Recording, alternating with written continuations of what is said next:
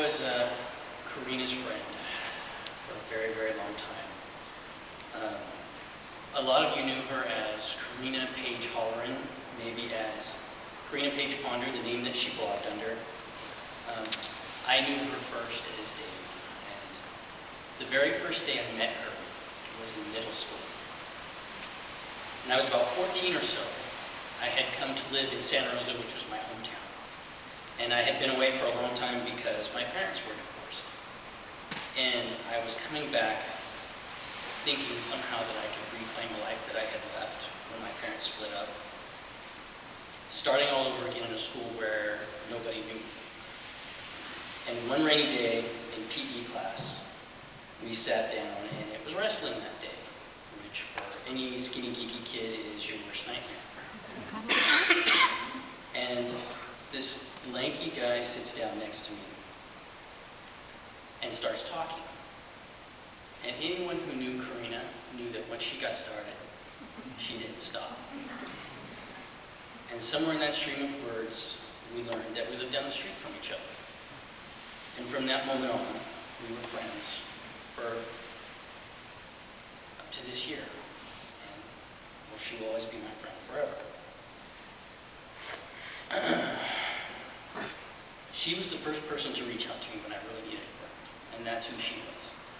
She was in everybody's social circle. And I've already gone away from this list. It was so hard to write because there's no way I could condense who she was down to 5 pages or 10 minutes. But I came here to tell you a little bit about who I knew Karina to be. She was a gearhead first and foremost, and she would spend most of her days in her driveway with her dad and mom yelling at her to get that piece of junk out of their driveway. And she would be loudly cursing at it, and while it resisted her ardent attempts to repair it.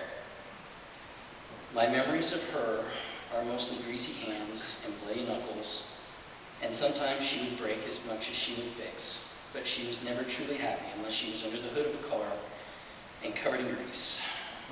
The only things that could really make her happy were that, playing the guitar, and one day the 2 beautiful little boys that she would one day have. Some of my best memories of Karina are the crazy things that we did together when we were young, like cruising downtown late at night in the car when she finally got it to work, speeding down windy coastal roads in the middle of the night at breakneck speeds because we had nothing to do and nowhere to go. So we would hop in our Dodge truck and just drive wherever the road would carry us. Music would always be an important part of those journeys, and on those nights we'd blare the B-52s or Karina's favorite Iron Maiden, which I hated, or XTC, and we would speed off into the night. We never thought anything bad would happen to us.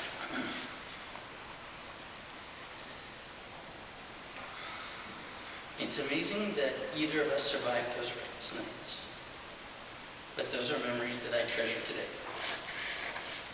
As we grew older, we grew up, and we got jobs, we went to school, and we started to go our separate ways.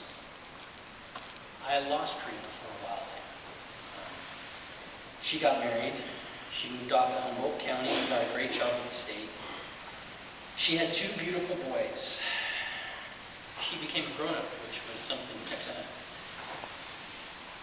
was also very strange from what I knew of Karina. Many years passed before we would see each other again, and in that span of time, I came out of the closet as a gay man, and eventually met the man who would become my husband, and later we adopted 2 wonderful children of our own. It wasn't until I was able to legally marry my husband that I found Karina again. She came to our wedding with her family, and we both marveled at how different our lives were from the crazier days of our youth. Afterwards, we began talking to each other again, and sharing our lives, and getting to know each other as grown-ups. She was happily married to a woman with 2 beautiful boys. She was very proud of her job working for the state, and she was always a woman of opinion and loved to blog about it. She made no bones about letting you know what she thought about anything. She had strong opinions about how she was going to raise her boys and how she loved organic gardening, which I always found amusing because I remembered all those days spent yelling at cars and imagined her standing out in a vegetable patch, waving a wrench in the air and swearing at the top of her lungs. Those were just the funny things about Karina. It was during this time that Karina came out to me as transgender. She shared with me her battles, how she had known for years that she was transgendered and covered it up because she felt no one would understand. She told me how she had reached the point of suicide many times over her life because she thought she was never going to have the chance to be who she really was. She shared her determination to transition and the many battles it took to make her inner realization her outward reality. It was never an easy road for Karina. I always understood that because I was there through most of it. Her teen years were filled with a lot of turmoil and many dark moments. But now I understood the why. She shared with me that it was during one of these dark moments when she was again standing at death's door that she gave herself an ultimatum. She was tired of trying to be who she thought everyone expected her to be. The weight of depression and despair had taken her to the end of her rope. She finally decided, either I'm going to transition, I'm going to do this, or I'm going to die. She decided on that day to live her truth. She was determined, and somehow, hearing her tell this to me over the phone, talking about this awful moment, you could hear the happiness in her voice at having made that decision. And 25 to 30 years of weight just flew off of her in that one moment. She had finally decided to do something about the feelings that were crushing her, and you could hear that her spirit was brighter. Having had to come out myself, I understood those feelings, even if mine came from a different set of needs. I thought that of all people, I would probably most understand how it felt to carry a secret self inside. I knew how important it was to be heard, supported, accepted, and loved. When you are finally unveiling these parts of ourselves, parts that we have hidden from others for so long out of our fear of losing the people we love the most. And I hope that I could at least give Karina that. But while I thought that I had accepted my friend 100%, I had also felt like I was losing Dave, the man I knew for Karina. I knew how important it was for her to make this change. I understood it viscerally.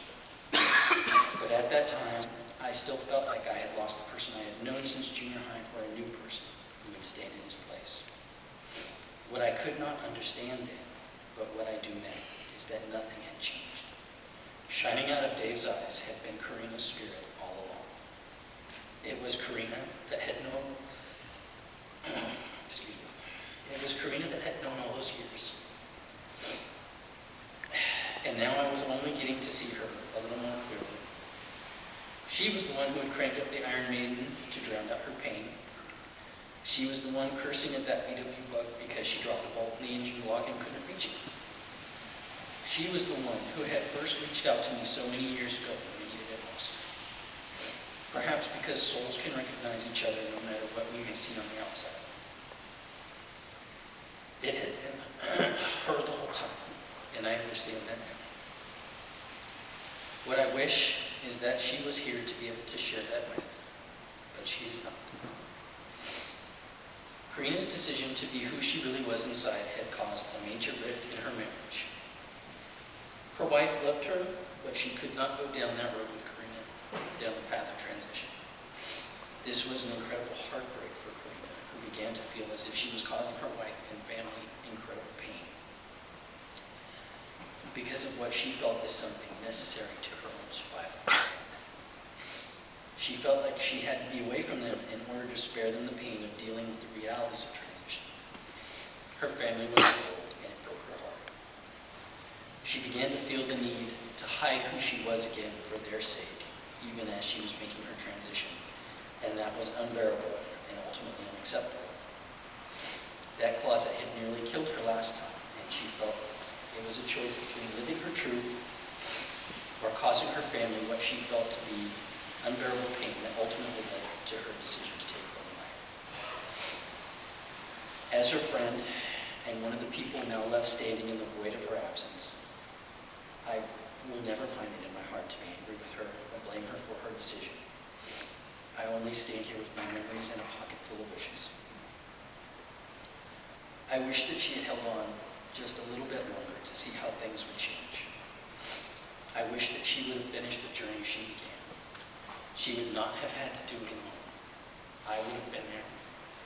And I know how important the transgender PFLAG groups that she attended here in Placerville, I know how important all of you were to her, and I know that you would have been there too.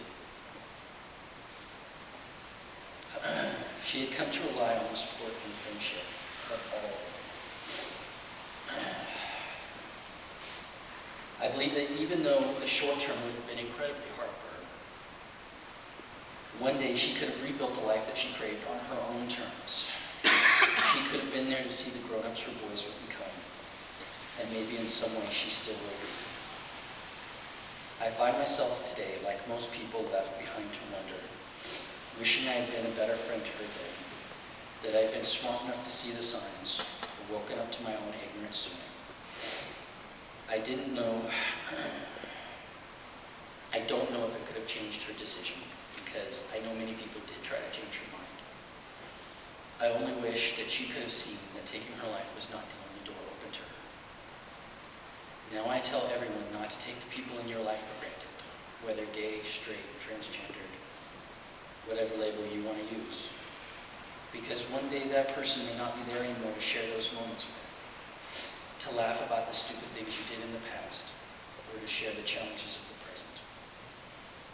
So I stand here today to tell you who Karina was, to the best of my ability, to celebrate her life and to hold on to my love and memories of her. And I hope that somewhere out there she's free, and that she's holding on to the same memories and love for all of us.